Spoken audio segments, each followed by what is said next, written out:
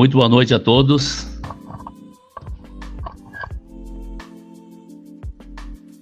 Estamos aqui para mais uma aula, né? Essa já é a sexta aula de finanças pessoais ou educação financeira. Espero que esteja bem aí todo mundo. Então vamos começar. Na realidade, a minha programação a gente fez para ter nessas próximas duas aulas, a de hoje e agora essa de sexta, para terminar então essa etapa aqui. Eu acredito que vai dar para ter uma visão geral aí de pelo menos como investir, né? Nós passamos por um período aí da parte teórica, etc., mas eu acho que vai ser bastante produtivo tendo essa base teórica. Bom, vamos voltar então, vamos ver se a gente torna produtiva a aula de hoje, porque vai ser uma aula mais prática, né?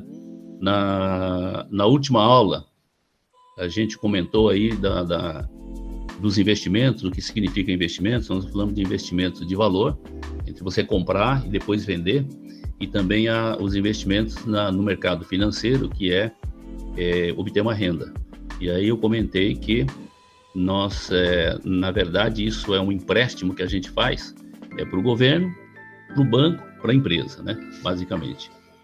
E fizemos, então, já demos uma visão geral de quais são os produtos que tem em cada um deles, né? No governo, nós falamos do Tesouro Direto, e no banco tem lá os produtos do banco, né? O CDB e os títulos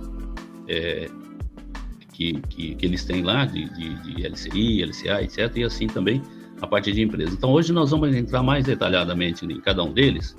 E o mais importante, assim, como é que a gente faz para investir? Eu acho que essa é uma pergunta que todos querem fazer, né? Eu procuro quem? Tá? Então vamos entrar nessa parte prática.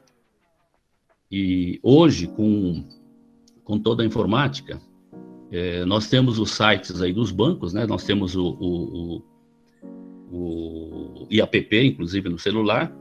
E então, para acessar a conta bancária, você acessa diretamente pelo app do celular, ou então o Internet Banking do banco, tá? E para fazer negócios, tem o home broker. Alguns bancos já têm o home broker, que no fundo o que significa o home broker? É a corretora em casa, né? Mas o que os bancos têm são corretoras de valores, né? Dentro da instituição bancária, tem a parte que cuida dos serviços bancários de conta corrente. E se você quer fazer algum tipo de investimento, além dos fundos que o banco já também oferece, tem as corretoras de valores. Então, para a gente começar a investir, pessoal, nós temos que ter duas coisas: uma conta no banco e uma conta numa corretora de valores, tá? E a corretora é que vai fazer a compra e venda dos títulos, né? Daqueles títulos que eu comentei, que pode ser no Tesouro Nacional, na Bolsa de Valores, para ações e fundos imobiliários, né? A Bolsa de Valores hoje mudou o nome, chama-se B3. É uma empresa que acabou associando a antiga Bovespa e a BMF, né? Então tem o nome de B3 hoje, mas todo mundo ainda continua usando a Bolsa de Valores, né? Como que a gente faz para emprestar dinheiro para a empresa, no crédito privado? Veja que aqui é empréstimo para a empresa, não é ações que eu vou comprar, tá? As ações a gente compra através da Bovespa. Aqui para a empresa, então, também são corretores. E fundos de investimentos. O fundo de investimento, normalmente os bancos têm seus próprios fundos, mas tem uma série de fundos de investimentos independentes que os bancos não distribuem. Eu vou falar sobre isso. Também aí a gente faz através das corretoras de valores. Então é muito importante, nós temos que ter a conta na corretora. Bom, vamos então começar com o Tesouro, né?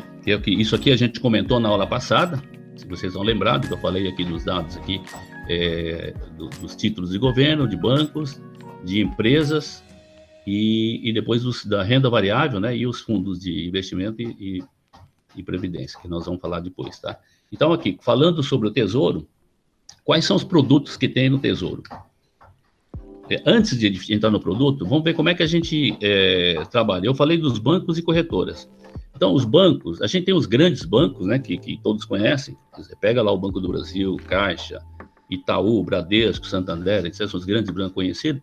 E agora tem um volume de bancos novos, chamados bancos digitais. Pessoal, eu relacionei aqui, eu peguei de um site, eu não conheço, tá? Cada um deles, então, quem quiser abrir conta, certifique se o banco é bom, se não é, o que tem de bom e de ruim. Tem o Agibank, que eu não sei, tem o Inter, é conhecido porque tá sendo comercializado as ações na Bolsa e valorizou bastante. O Banco Original foi um dos primeiros, aliás, eu tenho conta no Banco Original, né? Esse sim, esse eu conheço. E tem o Neon, o Next, que eu já ouvi falar, e o Nubank. O Nubank começou oferecendo cartões de crédito e agora virou banco também. Então, são bancos digitais que opera basicamente aí pelo celular também, né? E não tem agência. E o Original foi um dos primeiros. Aliás, quem criou aqui uma curiosidade, né? Já que nós estamos aqui no meio aqui do pessoal da Academia do Futuro, um dos principais cabeças que começou com essa história de banco digital, sem agência, com a tecnologia, foi o Guga, né? Eu não sei exatamente o nome dele, e o Guga, nós tivemos o prazer de ter o Guga lá no Nippon, fazendo uma palestra lá no Nippon Talk, convidado aí pela Academia do Futuro. Vocês devem estar lembrados disso. Hoje ele está em outras atividades, mas ficou o Banco Original. E eu acabei abrindo uma conta no Banco Original já há vários anos atrás, por uma questão profissional, e até hoje eu tenho conta lá, tá? Bom, isso aqui são os bancos, não é uma recomendação, são assim, os bancos digitais que existem. Fora isso, tem, claro, todos os bancos tradicionais aí, com agências, né, que eu já comentei. E o Tesouro Direto, tem o site do Tesouro, se vocês entrarem lá, pessoal, tá tudo muito bem explicado, como é que investe, quais são, o que é cada título, etc, tá? E tem, inclusive, a relação de todas as corretoras, todas as instituições financeiras que está cadastrado lá no Tesouro. Então, tem todas, né? E o Tesouro, ele publica um relatório mensal, né, periódico. Esse aqui, por exemplo, é de fevereiro de 2020, de quais corretoras foram as que mais negociou, que fez mais transação lá no Tesouro Direto, tá? São os 10 primeiros. Isso daqui significa o seguinte: transações efetuadas, não é em volume, é em volume, não em valor, tá? Porque se tem um fundo grande lá e compra e vende, tem um volume muito maior. E aqui, então, eu acho que é mais pessoas físicas, né? O volume de transações, efetivamente, independentemente do valor. Então, para vocês notarem aqui nesses 10 primeiros, quem que está aqui? Está a Rico, que é do Grupo XP. Deixa eu colocar no outro modo aqui de apresentação, que eu não estou conseguindo enxergar direito aqui. Desculpe eu mudar aqui, porque eu estou aqui pegar uma outra tela aqui. Desculpe a mudança aqui. Então, aqui, nós estamos falando aqui de, olha, Rico, Easy Invest, a XP Investimento, a Modal, a Clear, que também é uma outra corretora do Grupo XP, o Banco o BB, Banco de Investimento do Banco do Brasil, Itaú, a corretora do Itaú, a corretora do Santander, do Banco Inter, né? E a Caixa Econômica. Quer dizer, isso aqui varia e assim, eu acho que tem mais clientes que estão começando a investir, tá? Eu achei interessante, mas no site tem todas as corretoras, tá, pessoal? E aí, e no site tem o nome da corretora e o link para você ver o site de cada uma das corretoras. E lá até deve ter informações de custo, quanto que eles cobram, etc. Tá? Então, isso aqui é mais uma referência aí para vocês irem atrás para poder abrir, porque precisa ter uma conta na corretora, senão não tem como investir aqui. Ok? Então, vamos seguir. Bom, isso aqui é a tabela que eu peguei, se não me engano, é da corretora Rico, de alguns dias atrás, não é da semana passada, pode ser de outra semana, né? E mostra aqui, então, todos os títulos do Tesouro Direto, tá? Na realidade, são 3 tipos, né? Eu já tinha comentado sobre isso. E o título que tem é o seguinte: o primeiro tipo é o Tesouro Pré-fixado. O que significa isso? Significa que o valor, a taxa de juros que a gente contrata já está previamente definido, inclusive nominalmente. Por exemplo, se eu comprar um título com vencimento dia 1º de janeiro de 2023, portanto 2 anos e pouco, esse título vai ser, a taxa de juros vai ser 4,95% por ano. A taxa de juros é anual, tá?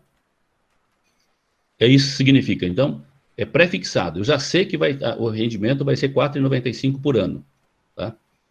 E aqui é o valor unitário do título e aqui o mínimo que eu posso investir, desde R$35, se eu quiser investir.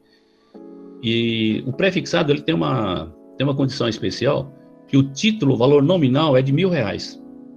Então, no dia 1º de janeiro de 2023, se eu comprar um título desse, para cada título, eu vou receber R$1.000, tá? E quanto que eu vou pagar hoje? Então, hoje, esse título custa 877, que se fazendo aquelas contas de juro composto, etc., que nós vimos, vai dar 4,95, ok? Isso aqui é um título pré-fixado para 2023. É pré-fixado porque eu já sei o valor. Lembra que eu falei da história da liquidez? Se eu abrir mão dessa liquidez para 2023 e quiser um título para 2026, então o banco vai nos pagar, o Tesouro vai nos pagar um juro maior, tá? De 7,04. Então esse aqui é até 2026. E também tem um outro tipo de título aqui. Isso aqui é para título que vence em 2031, né? A taxa de juros aumenta, tá certo? 7,86. E esse é um título um pouco diferente.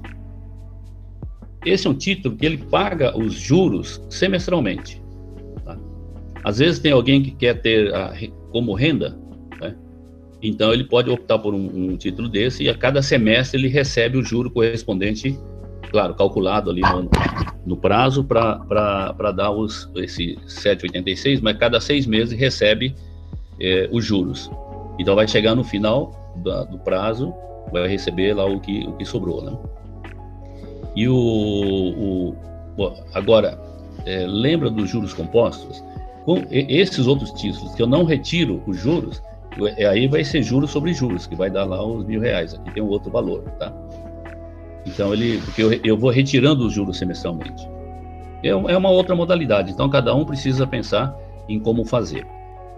Depende daqueles projetos que a gente comentou, né, de cada um deles, e ver aonde que se encaixa os prazos aqui, dependendo do projeto que a gente tem. Então, essa é a primeira modalidade, que é chamada de pré-fixado. A segunda modalidade, esse é o que todo mundo fala, que é o Tesouro Selic. O Tesouro Selic, que hoje o Selic está valendo 3,75, ele paga aqui mais 0,03%, mas esse título, ele paga diariamente os juros, tá? Que vai dar 3,75 no ano. Então, você que investe, por exemplo, esse título é para 2025, mas se você investe agora, se você quiser sacar amanhã ou depois de amanhã, você pode sacar, ele vai render proporcionalmente a taxa Selic de 3,75 no caso, tá? Só que aqui, ele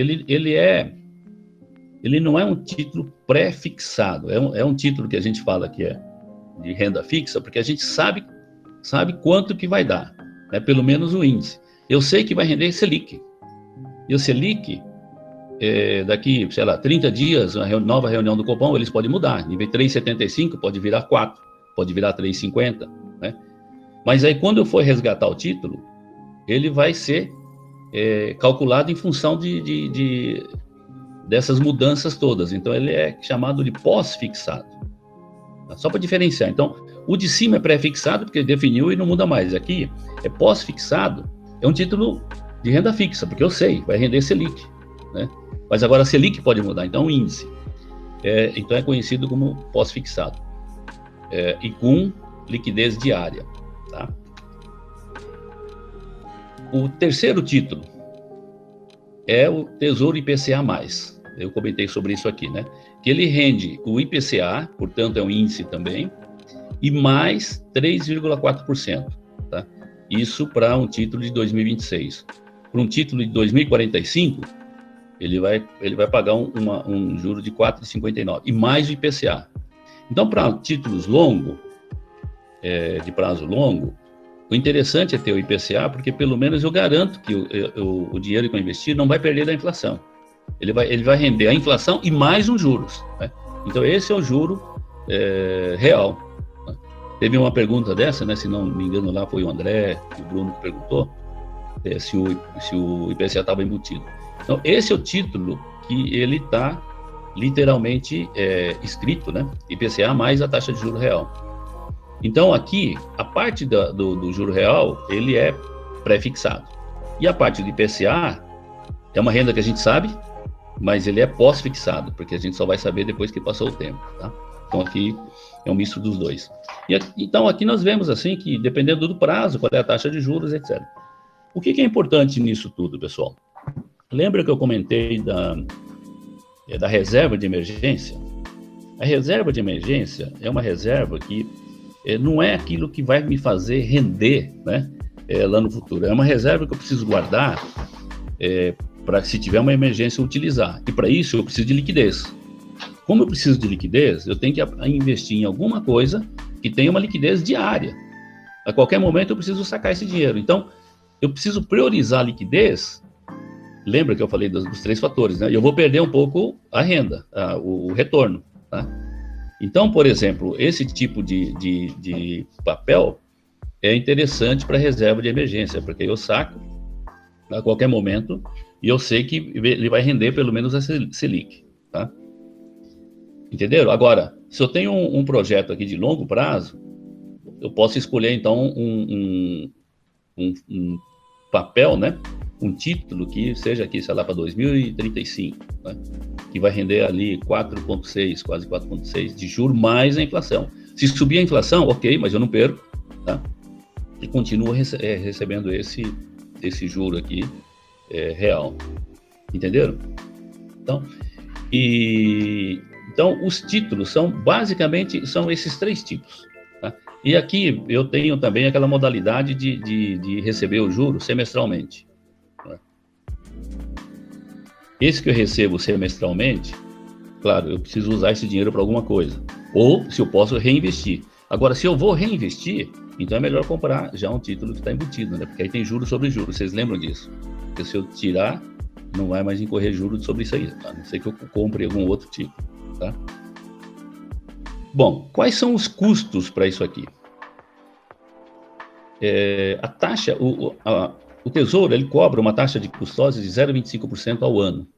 Isso é do patrimônio que você investe, tá? Então, isso aqui é um custo que é cobrado lá pelo Tesouro. Alguns bancos e algumas corretoras também cobram uma taxa de custódia. Hoje, por causa das concorrências, a maioria das corretoras não cobra mais taxa de custódia. Então, se vocês forem investir em algum lugar, ou num banco, ou uma corretora de um banco grande, ou uma corretora menor, dessas que a gente estava comentando, chequem isso aqui, tá? O pessoal já está abrindo mão dessa taxa de custódia do lado do banco. Agora, do lado do Tesouro não tem jeito, porque isso aqui paga o custo de ele ter tudo isso cuidando desse papel, né? Porque a gente comprou o papel e com quem que fica? Então fica custodiado ali numa das empresas ali, tá? E isso é o que paga esse custo. E eles vão mandar o extrato, etc. Tá lá. Agora, alguns bancos antes cobravam também uma outra taxa de custódia. Tá? E isso que eu digo que hoje, com a concorrência, já ninguém cobra. A grande maioria não cobra mais. Tem algumas corretoras que cobram. Então é importante isso daqui. Outra coisa que esse sim pesa bastante, que é o imposto. Pessoal, como nós estamos ganhando aqui, se eu investir, eu estou tendo uma renda, então o que o governo quer? Imposto sobre a renda. Tá? E a parte a questão tributária é muito importante nos investimentos, tá? E não é pouco. Então, a alíquota de imposto de renda, se você comprar um título para 2026, é mais do que 2 anos, né? Para pegar. Então, aí o imposto é de 15%. Agora, se você comprar um título para 180 dias, ou mesmo que você comprou isso aqui para 2023, mas você vendeu em menos de 6 meses, tá? É possível vender, né? Você pode ganhar ou perder dinheiro, mas é o valor do mercado, tá? Então, nesse caso, se você ganhou um pouco, a alíquota é de 22,5%. Então, assim por diante, até 180 dias é 22,5%, de 180 a um ano, a 360, 20%, de um ano até 2 anos, 17,5%, e acima de 2 anos, 15%. Tá? Isso aqui o governo faz, realmente, para quem vai investir, é para investir mais a longo prazo, pelo menos 2 anos. Aí ele tem ali, ele paga 15% de imposto de renda. Se você tira antes de um ano, né, vai pagar esses 20, menos que, até 6 meses, vai pagar 22,5%. Tá? Então, a alíquota de imposto de renda, ele é regressivo, mas a referência é de 15%, desde que seja 2 anos de investimento. Tá? Uma outra coisa que também o governo colocou, para o pessoal não ficar aqui comprando e vendendo, né? Você compra aí, e depois logo você percebe que por algum motivo ela subiu, e aí acaba querendo vender, querendo ganhar dinheiro em cima disso. Aí o governo fez o seguinte, não, implantou o imposto, que é imposto de operações financeiras, para esse tipo de coisa, e se você tem que deixar pelo menos 30 dias. Se você deixar 30 dias, aí não cobra mais nada, tá? Significa o seguinte, vamos supor que eu ganhei R$100, né? Eu já lucrei R$100 em 30 dias. Então, desses R$100, eu não vou pagar imposto de IOF, tá? Imposto de renda, sim, vou pagar os 22% se eu vendi depois de 30 dias. Agora, e quanto que é esse imposto de renda? IOF. Quanto que é o IOF? Ele começa, você perdendo, quer dizer, no 30 dias é zero. No primeiro dia, ele é proporcional, ou inversamente proporcional. É 96%, se for no primeiro dia. Então, você ganha só 4%, o governo leva os 96%. Tá? Se for 15 dias, então fica mais fácil de entender. Eu investi, em 15 dias eu saquei, resgatei. Teve uma renda de R$100, por exemplo. Como não passou 30 dias, ele vai incidir IOF. De quanto? 15 dias é metade de 30, então ele vai cobrar 50% de imposto de renda, de IOF. Não sei se vocês conheciam isso, mas isso é muito importante, porque com menos de 30 dias, o imposto é muito alto, pode ser quase 100%, né? Se você deixou um dia, é quase 100%, é 1 sobre 30, né? Então, se você deixou 15 dias, de novo, é metade, tá? Paga 50% de imposto. Tá? Então, pelo menos 30 dias precisaria deixar para poder ficar isento de IOF, aí fica pagando o imposto de renda. Essa alíquota aqui vale para todos os investimentos que nós vamos ver. Tá? De CDB, tudo é baseado nisso. Fundo de investimento, é tudo desse jeito aqui, pessoal. Então, basta entender isso aqui uma vez, que vale para todos eles. Bom, eu queria falar também, quando você empresta o dinheiro, nós temos alguns riscos. O primeiro é o risco do papel, do ativo. Esse risco do papel, neste caso aqui, é o governo, né? Quer dizer, se falir o governo, e ele der o cano, a gente não vai receber nada, mas o governo não vai falir. E ele sempre vai ter a opção de imprimir dinheiro, se for o caso, né? Então, por isso que eu falo que é o menor risco que existe no país, é emprestar para o governo. Tá? Se eu emprestar para uma empresa e emprestar para o banco, tem o risco deles quebrarem. Tá? E aí a gente fica sem receber o principal. Tá? Então, esse é o risco do ativo. Agora, tem o risco de mercado. O que eu quero chamar de risco de mercado? Por exemplo, eu comprei um pré-fixado aqui para 2031, é mais longo. Né? Quanto mais longo... Bom, ele vai me render 7,86 fixo, certo? Por ano. Pô, mas se daqui 3, 4 anos a inflação voltar e começar a chegar nos 10%, eu estou deixando de ganhar, certo? Porque eu já fechei o contrato para 7,86, mas agora a inflação está a 10, né? Então existe esse risco, entenderam? Por outro lado, se a inflação cair, né, hoje está em 3 e pouco, e cair para 2, então eu estou ganhando mais, né? E se eu quiser vender esse título antes do vencimento, quem vai comprar, ele fala, poxa, esse título aqui rende 7,86, a inflação está 2, né? Pô, então eu posso até pagar um pouco mais. Então esse seu título acaba valendo mais naquele momento, né? Se acontecer o contrário, ele vai valer menos. Então você pode dar um rendimento negativo, tá? E nem receber o 7,86. Então isso é o risco de mercado. Não é tão claro assim, mas é isso que eu expliquei, mas é isso que acontece. E agora, se você não quiser perder, você tem que levar até o final do prazo. Então, se você contratou, por exemplo, a queda de 2023, está mais próximo, que vai pagar 4,95% ao ano, se eu levar até 2023, vai ser 4,95%. Se aqui no meio, né, 21 e 22, tiver alguma oscilação aí do mercado, esse título pode valer mais ou menos do que eu paguei. Por exemplo, eu paguei 877, né? Lá em 2023 eu vou receber R$1.000 pela conta aqui, certo? Então, aí se o título oscilou, né, viu que a inflação está começando a subir, o pessoal ninguém vai pagar 877, vai pagar menos, tá? Então eu perco dinheiro. Então, se você olhar isso aqui, mesmo os títulos de renda fixa, ele tem essa oscilação de preço. Tá? Então você precisa, na verdade, se você levar até o vencimento, você vai receber exatamente o que você ganhou. Agora, no meio do caminho, pode ser, porque isso é comercializado, né? Diariamente. Então tem gente que paga mais, tem gente que paga menos, entenderam? Então existe esse risco de mercado, é da cotação diária. Tá?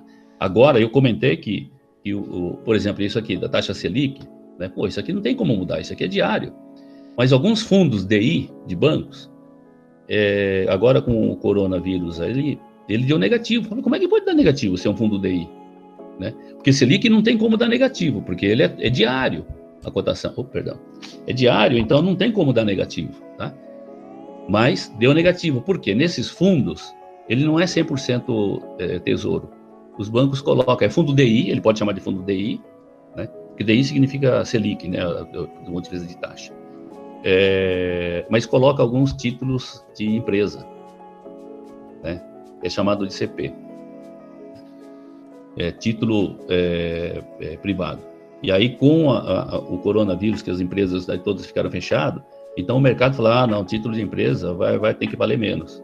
E tem gente que não vai conseguir pagar, então automaticamente cai. Tá? Por isso que alguns fundos, inclusive fundos de bancos grandes, rendeu negativo, pouco, mas rendeu negativo. Então existe esse risco de mercado, mas agora se você leva até o vencimento, é o que foi contratado, mesma coisa aqui, tá? Eu acho que é importante isso, porque vocês vão ver oscilações de preço no mercado. Aliás, para você ter uma ideia, por exemplo, esse título aqui, 2023, é 4,95, né? Foi aí vários dias atrás, e eu, por curiosidade, eu peguei e fiz a mesma coisa aqui, até para mostrar para vocês como é que você compra.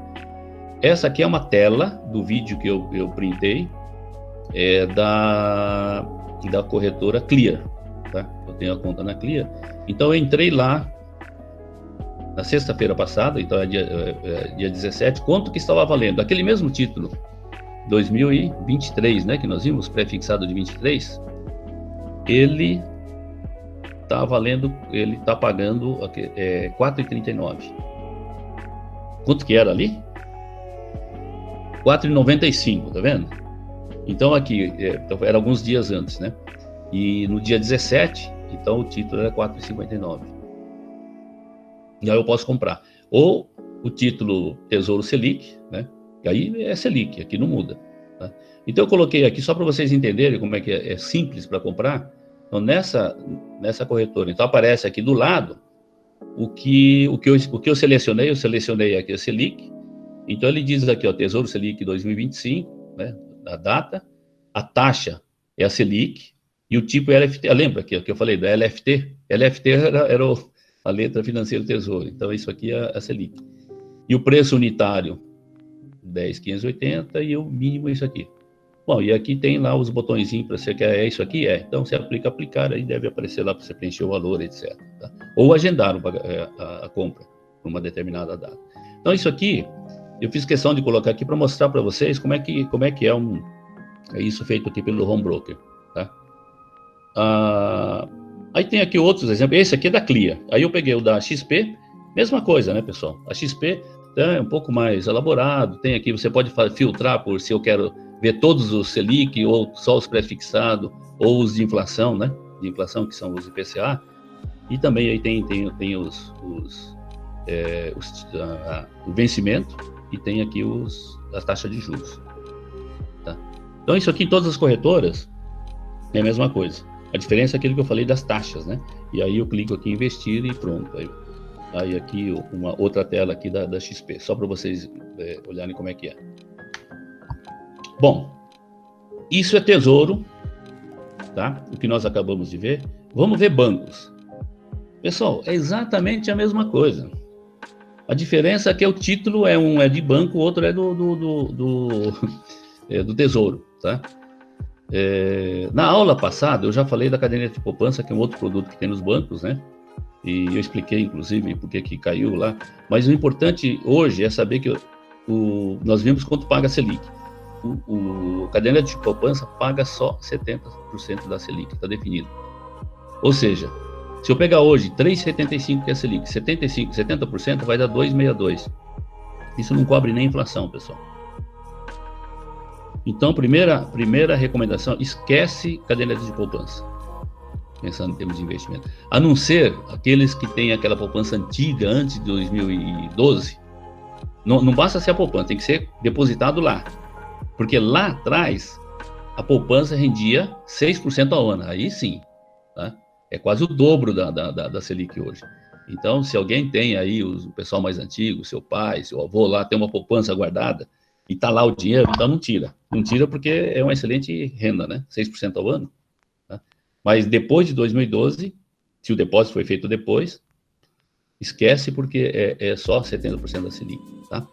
E o título que o banco tem, que é o principal, é o CDB.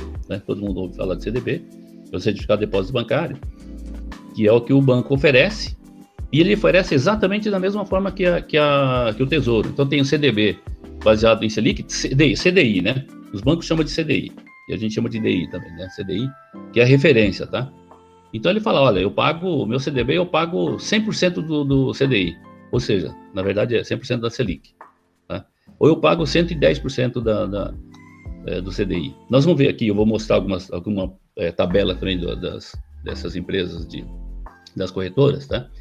E os outros dois títulos que o banco tem, que eu já comentei, é o dinheiro carimbado, que ele pega o dinheiro para emprestar para o setor imobiliário e para o setor agrícola. E, de novo, repetindo o que eu falei, o governo, ele quer incrementar, né, desenvolver essas áreas. Então, ele dá isenção do imposto de renda para quem investir nesse tipo de produto. Tá? Por quê? Porque o imposto de renda é exatamente igual lá do Tesouro. Tá? Depois de 2 anos são 15%, e antes disso é aquela tabelinha lá, que é essa tabelinha aqui que eu mostrei. Tá? Então vamos já entrar aqui aqui, ó. Esse aqui é o da XP.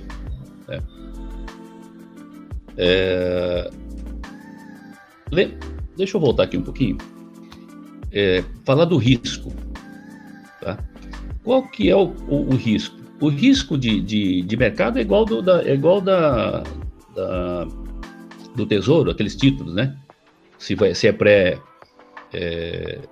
é um título pré-fixado, ou se é com IPCA, ou se é com CDI, né? É a mesma coisa. Agora, o título de default, que a gente chama de quebrar, né? É o da empresa que emitiu, no caso é um banco, né? Então depende de que banco. Esse banco é um banco bom, é um banco pequeno, com risco maior, ou é um banco grande, né?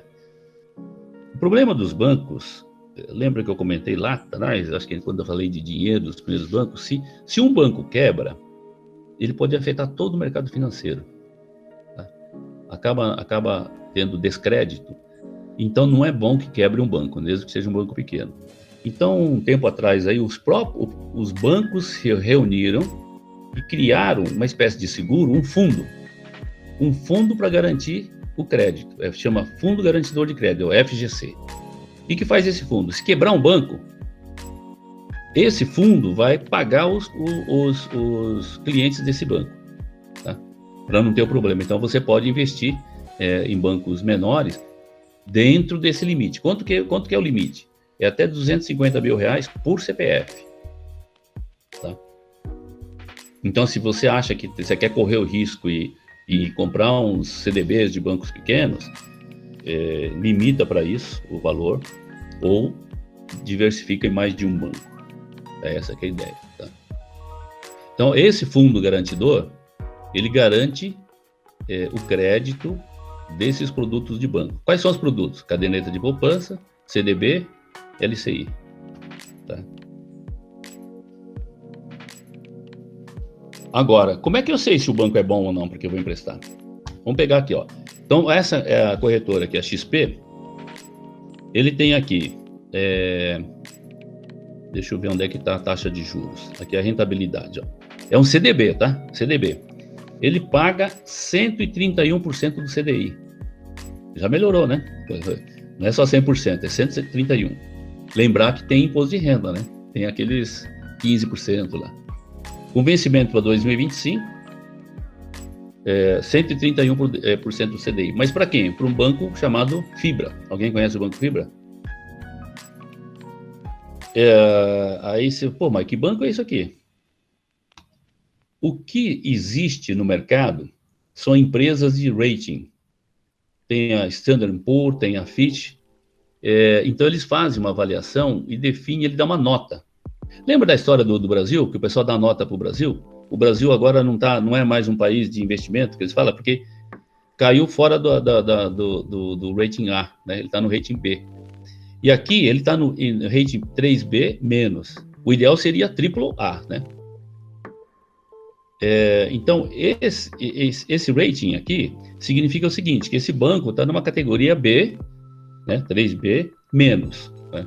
Tem aí uma escala para isso daí. Então, ele paga 131. Né? Agora, você pega aqui embaixo, vamos pegar pela categoria. Essa é a categoria B, não, aqui é B menos, né? BBB menos, aqui é BBB positivo. Tá? Esse é o banco Agibank. É aquele banco lá que eu coloquei lá, né, no começo. Não conhecia o banco. Então, ele é uma categoria mais segura, teoricamente, tá? Em compensação, ele paga menos. Paga 127. Esse daqui paga 131. Entenderam? Isso daqui, não são em todas as corretoras que tem isso, né? Então, ele tem uma avaliação do rating, né? Que eles dão uma nota para o banco. Isso aqui é letra de crédito, eu nem falei letra de câmbio, eu nem comentei sobre isso daqui, né? Mas aqui, o CDB do Indusval, né? É um banco, ele está sem o rating aqui, né? E aqui tem então o valor mínimo que tem que ser aplicado. Deixa eu passar para frente, entenderam? Então isso aqui é real, isso aqui também é a cotação do dia 17 de sexta-feira, que eu entrei lá para pegar esses dados aqui, né? E só para mostrar, por exemplo, alguma outra coisa aqui. Olha aqui, ó. AAA.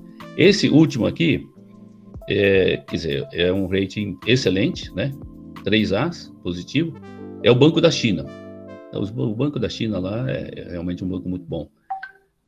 Só que aqui é um caso especial, né? É 1 milhão para investir a aplicação mínima.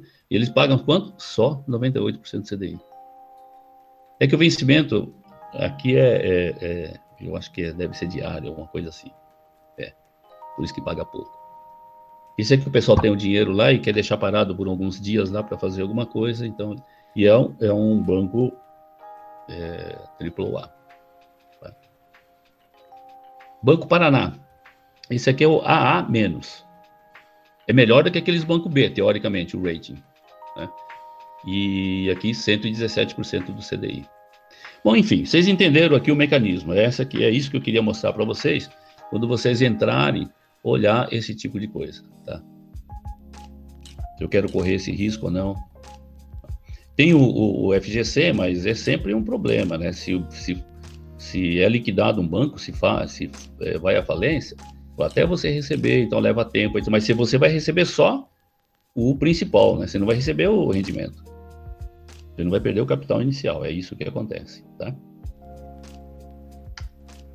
Isso aqui eu peguei aqui de um outro banco, porque ali, eu não sei se era pelo pelo horário, não tinha, lá na XP não tinha o título de LCA e LCI, né? Aqui só tinha CDBs, tá? Então isso aqui também é de uma outra corretora, que é a Guide. Aqui não tem, eles não têm o rating, tá vendo? Então ele tem também o CDB, por exemplo, ele distribui CDB do Banco Pan, CDB do Daicoval. Veja que se fosse um banco, o banco não vai distribuir CDB de outro banco, né? Uma corretora sim. Então ele distribui, por isso que ele é uma corretora para vocês poderem comparar. Então tem CDB e tem aqui aqueles títulos que eu falei, LCA, LCI. Lembra que LCA e LCI são isentos de imposto de renda. Então, se eu tenho e aqui, para essa corretora, o mínimo é 10 mil reais, tá vendo? Ou 50 mil, dependendo do tipo aqui de investimento. Mas ele paga, por exemplo, um CDB do Banco Pan, eu não sei qual que é o rating, paga 110% do CDI. E aqui, ao mesmo tempo, ele tem um LCA do Banco Indusval, que paga 111% do CDI, né? E um LCI aqui do BTG Pactual paga 101. Qual que é melhor? Investir, esquecendo o risco, essa taxa de 101 aqui do Pactual ou essa taxa de 110 aqui do Banco Pan? Lembra que aqui é CDB. Mesmo que você deixe 2 anos, você vai perder 15% desse 110, ou seja, vai dar menos que 100%, vai dar 90 e poucos por cento do CDI. E aqui vai dar 101 do CDI, porque não tem imposto de renda. Entenderam? Então é muito importante a gente conhecer, quer dizer, o que é LCA, LCI, que agora nós sabemos, e qual é a característica principal? É que ele não tem imposto de renda. Tá? E aí, então, precisa tomar cuidado para ver. E, obviamente, quer dizer, os prazos, né, que são importantes aí para a gente, dependendo do projeto que a gente quer. Veja que aqui tem CDBs e LCI com prazos menores. Aquele outro era 2023, né? Aqui, ó, abril. São 2 anos, exatamente 2 anos. Para poder ter um imposto de renda menor, né? E aí 2 anos não é um prazo muito longo, quer dizer. Então dá para você investir, por exemplo, isso aqui por um tempo aí, dependendo do projeto. Então o que nós temos que fazer, daquela história que eu comentei dos sonhos e distribuir no tempo, aí eu consigo então alocar os meus recursos de acordo com esses projetos que eu tenho ali para fazer, tá? Ok, então isso aqui são os títulos de bancos. Aí eu peguei aqui do banco original, pedi para a minha gerente de conta mandar, ela me mandou hoje, porque ela me falou o seguinte, ela tem clientes que tem mais dinheiro investido, tinha clientes que têm menos dinheiro investido, e eles pagam uma taxa, para quem tem mais dinheiro investido, ele paga uma taxa maior, tá? Então, LCA, LCI. Lembra aqui que quanto que nós estamos falando aqui? Em torno de 101 LCA e LCI, né? 100, 110, 111, mas investindo 10 mil ou 20 mil reais.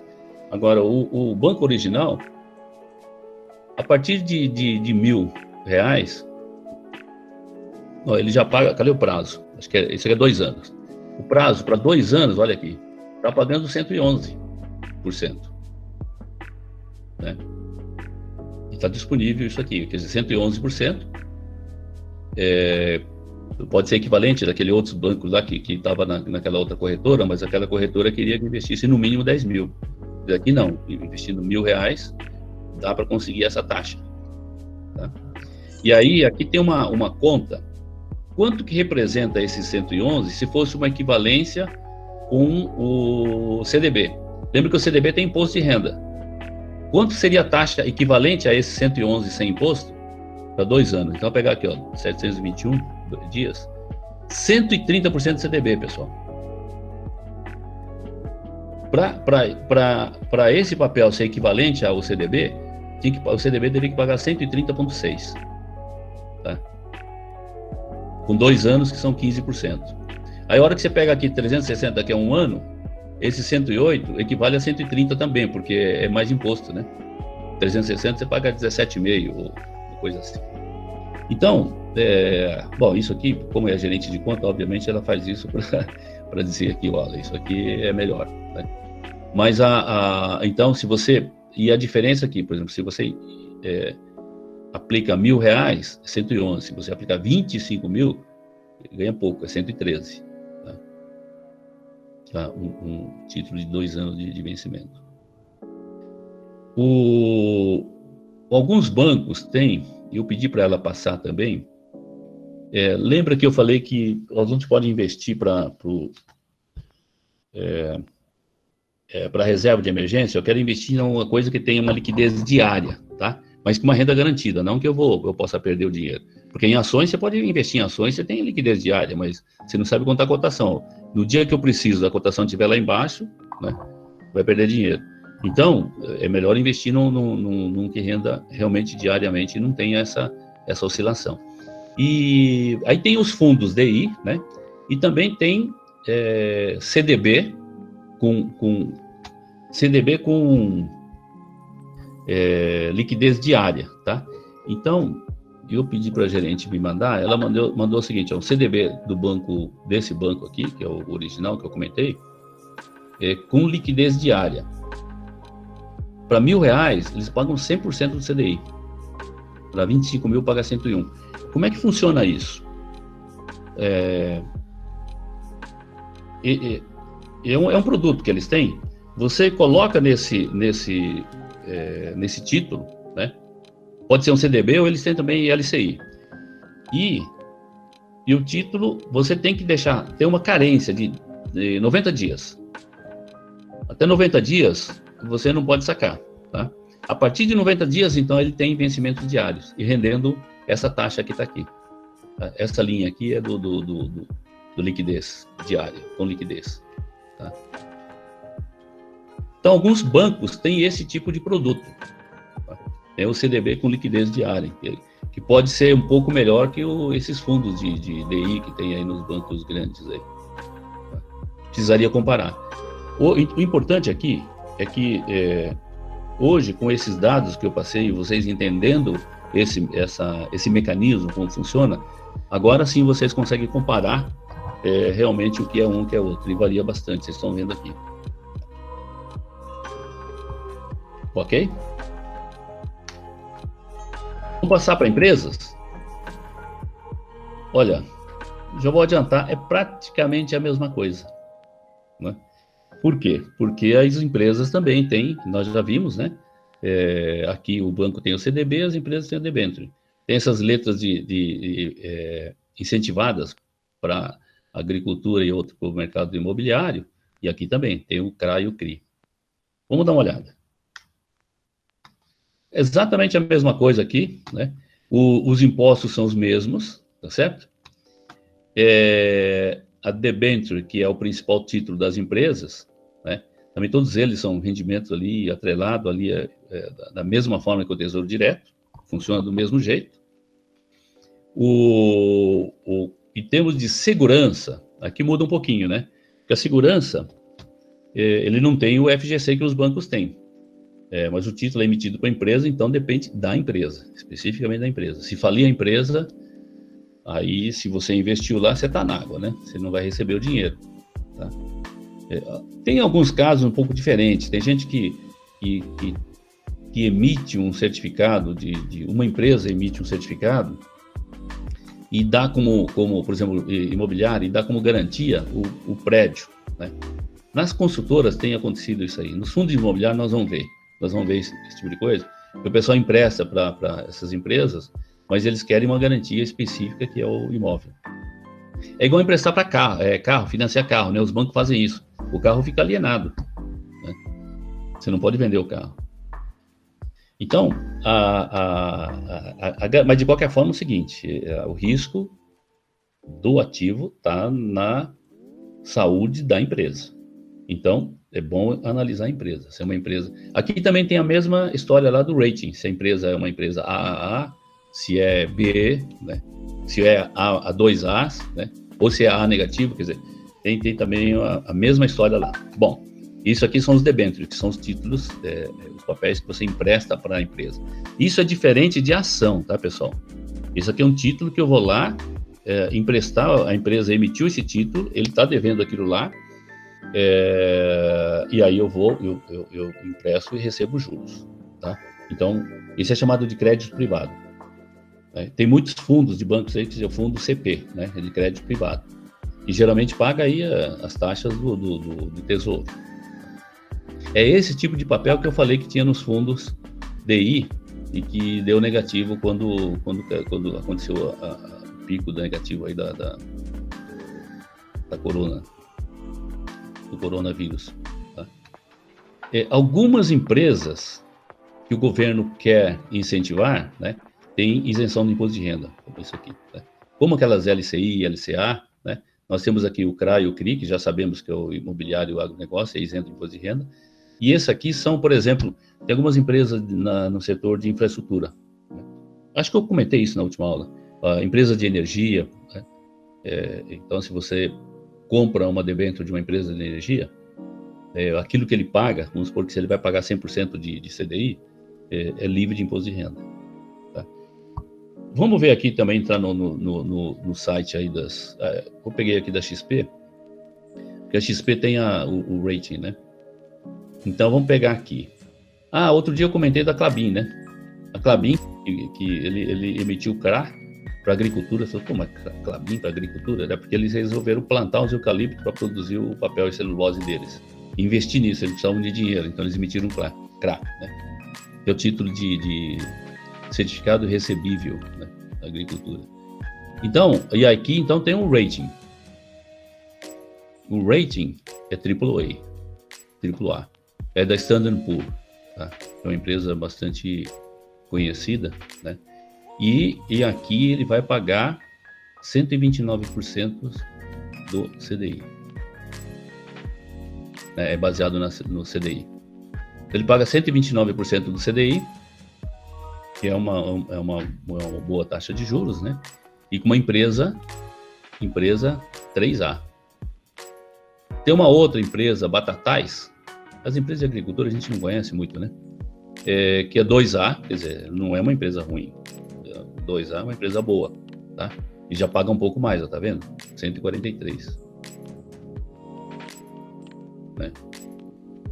Na verdade, até mais, porque ele tá aqui, o vencimento é 22, o outro aqui é 23, né? E tem a Raizen. A Raizen é 3As, né? Um rating lá da Fitch, essa outra empresa também de rating, é uma empresa boa e paga 131% também. Tá? A Raizen não sei se vocês conhecem, é o braço da Shell que trabalha com álcool. E aqui também, de novo, o pessoal da Academia do Futuro trouxe o vice-presidente da Raizen para dar uma palestra lá no Nippon Talk, que é o nosso amigo lá, o Pedro Mizutani. Tá? Então ele deu uma palestra, comentou sobre a empresa, etc. Coincidentemente, né? E tem, por exemplo, aqui, ó, São Martinho, deve ser um moinho, alguma coisa desse tipo ali, também é 3A, tá vendo? E paga 139% do CDI. Veja que todos isso aqui, tá aqui do lado, nesse ponto a XP é muito bem organizada. Esse verdinho aqui com um cifrão significa o seguinte, é isento do imposto de renda. Tá? Então, porque são CRAs, né? CRA e CRI. CRI é para o mercado imobiliário. A Allianz é uma empresa que administra, não sei se é shopping ou coisa desse tipo. Também é um AAA e 138% CDI. Isento do imposto de renda, pessoal. Tá?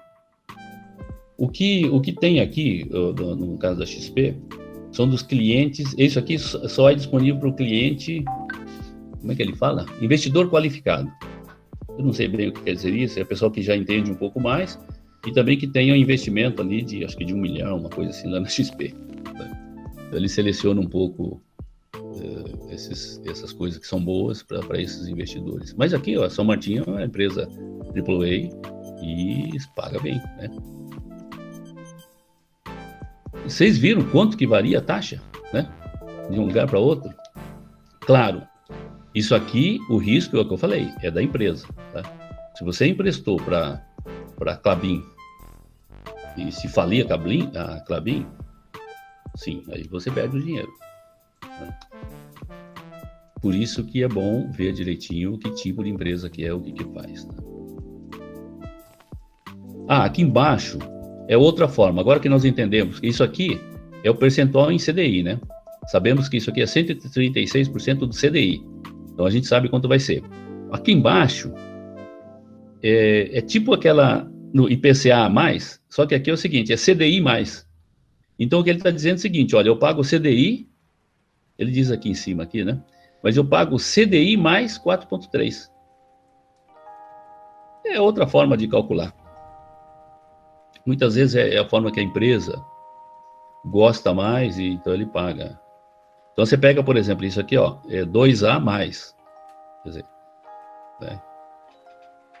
É de uma empresa chamada Cocal. Também não faço ideia que empresa é essa daqui. Então ele paga o CDI mais 2,85 para esse prazo aqui até vencimento de março de 23. Tá? Essa outra aqui já é uma empresa A menos, é só um A menos. Né? Mas, de qualquer forma, paga. Bom, vocês entenderam aqui a tabela. Isso aqui eu peguei do site. Eu estou lá procurando um CRA para investir, tá? Entrei lá no site da XP. Eu peguei isso aqui, aí eu fiz um print screen aqui e peguei esses dados aqui para poder colocar aqui, tá? Acho que era mais prático do que ficar mexendo lá no home broker deles. Ok? Vamos ver que horas que... Pessoal, o que eu preparei, na verdade, foi isso, né, para não prolongar demais. E eu pensando aqui em termos de renda variável, fundos de investimentos e previdência, deixei aqui, vou deixar para a próxima aula, que é na sexta-feira, tá? Então aqui, essa parte aqui, então, fica para a próxima aula, ok? Então, se alguém tiver alguma dúvida e algum comentário, fique à vontade ali, tem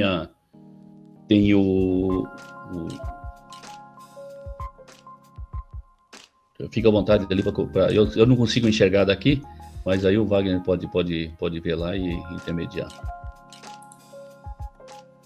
No caso aqui a gente não tem muita dúvida, né? Até a gente descobriu aqui que tem a Bibi, a filha da Márcia, que trabalha na Raizen. Ah, é? Ah, que legal. A gente vai investir lá e se não der certo a gente vai pegar a Bibi aí. Para isso que aconteceu. Não, mas é interessante porque isso tudo é coincidência mesmo, né? Porque eu entrei no site na sexta-feira e são os títulos que estão disponíveis, tá? E normalmente nos bancos grandes eles não tem isso, né? Aliás, o CRA e CRI, eu perguntei para a gerente lá do original, ela falou, não, isso aí tem que ser em corretoras mesmo, né? Os bancos não comercializam. Até porque eles têm o LCA e LCI, né? Uhum. Então é interessante. Agora, e aí você vê lá, você pega a Klabin, vemos a Raizen, né? Sim. Aí eu lembrei dessa história do original também, que o Guga esteve lá também apresentando lá na palestra. Isso, lá, né? Isso, exatamente, eu esqueci o nome dele. Isso, foi isso mesmo. E olha, eu até conversei com a gerente lá. O banco original já é um banco mais antigo, dentro desses bancos digitais, né? E é um banco que distribui os fundos de terceiro. Eu vou falar de fundos de investimentos, porque os fundos de investimentos, normalmente os bancos grandes, eles têm seu próprio fundo. Tá? Eles só vendem esses fundos. Agora, tem muitos fundos bons que são chamados fundos de investimento independente. Tá? E são de pessoas muito boas, né? Muito competentes, e são os fundos que até rendem mais. E os bancos relutam em distribuir, porque eles não ganham muito, né? E o banco original, eles não têm um fundo próprio, né? Tem LCA, LCI, mas os fundos, então, eles representam, distribuem de todos os outros. Então, é interessante. É um banco que tem ali, eu acho que eu comentei, né? Tem a parte, tem que entrar lá para ver. Tem app e tem contas sem tarifa, né? Sim. E também tem outros tarifados, que aí você pode ter mais TEDs, esse tipo de coisa. Eu até recomendo para o pessoal jovem, principalmente jovem que vai abrir contas aí, dar uma olhada em todas as contas ali e fazer uma comparação para ver qual que é melhor, né? Mesma coisa para banco, outra coisa para corretora também, tá? O Nubank eles usam bastante. Né? Aqui, inclusive, deve ter gente que tem conta, não tem? Quem que tem conta aí no Nubank? Acho que o Tutu tem, Bia tem. Certo. Eu sei que os jovens gostam dessas contas ali, né? Isso. O André. Então, e aí o problema, quer dizer, normalmente esses bancos, porque está crescendo também, mas eles não distribuem ainda os fundos, né? Deve começar a distribuir. E aí tem essas corretoras, a XP cresceu por causa disso, porque antes era assim, o histórico é o seguinte, pessoal, os bancos tinham a sua própria corretora, né? E corretora, normalmente, eram aquelas mesas de operações de pessoa física, então é caro. Aí você vai comprar e vender ações, você paga lá, sei lá, 2%, 0,5% por cada transação, era um negócio caro, né? Tá bom, eles falam, não, mas tem consultoria, eles explicam e tal. Depois que começou o home broker, cada um começou a operar sozinho, mesmo nas corretoras de bancos grandes, tá? Mas também aí o fundo de investimento é só o do banco, né? E para operar ainda tem os custos mais elevados. E as corretoras independentes outras corretoras menores, começaram a trabalhar representando ou distribuindo todos os fundos independentes, tá? E esses fundos rendiam muito mais, na média. E a XP foi uma delas, a Guide, a Easy Invest, etc. E a XP montou uma estrutura fantástica de consultoria, tá? E por isso que cresceu. E hoje é a maior corretora independente do Brasil. Tanto que os bancos, então o Banco Itaú comprou 50% da XP. Tá? E agora que eu vi, eu não sabia que a Rico era da XP.